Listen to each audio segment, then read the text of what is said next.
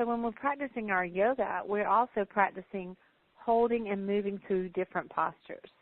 So our asanas are conduits for developing patterns of movement, both static and dynamic. Practicing asana in alignment creates muscle strength and flexibility to transform structural balance. So if we remember that the human body was designed perfectly and that when everything is in alignment, the body is most efficient at movement, and it's also most efficient at moving prana, or the life force, throughout the body.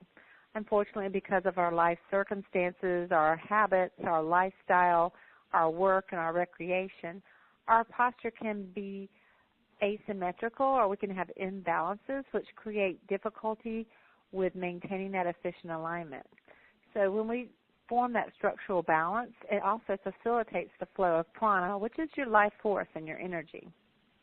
I thought it would be interesting to discuss the science behind alignment and the effect on kinesiology. I'm going to use the work of Shirley Sauerman, who is one of my mentors, and she describes posture as maintaining or restoring precise movement of specific segments, and it's key to preventing or correcting musculoskeletal pain. She also states that ideal alignment facilitates optimal movement. And if alignment is faulty before motion is initiated, correction is necessary to prevent musculoskeletal pain. So what she's referring to here is our foundation.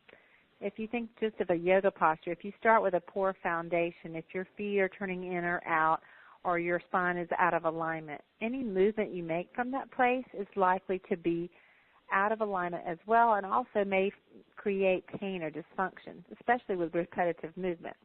So the key is not only to move in alignment, but to start from a posture which is in the most efficient alignment that we can make. How is that important in Hatha Yoga?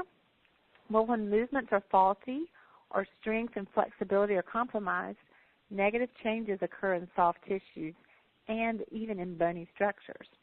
The result is musculoskeletal pain, or what Shirley Sauerman defines as movement impairment syndrome. Asana practice with awareness transforms the practice into a musculoskeletal healing tool.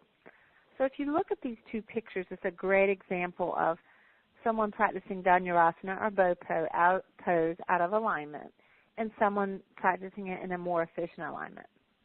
So just take a moment to look at the top picture, and you may begin to see areas of tension or dysfunction in the neck area where she's a little bit hyperextended. You notice her shoulders are coming up towards her ears, perhaps creating tension in the front of the shoulders. Also, her knees are far apart, providing compression into the low back. If we look at the lower picture, we can see someone who has a much more efficient alignment, creating more space. Her neck is in line with her spine. Her shoulders are back and open and down onto her back. Her knees are in line with her pelvis, which creates space and length in the low back. So as we can see, if we're practicing our yoga postures with alignment, we're going to help to facilitate more opening and also to find the intention of the pose. If we practice it out of alignment or poor awareness, we may in fact create dysfunction and musculoskeletal pain.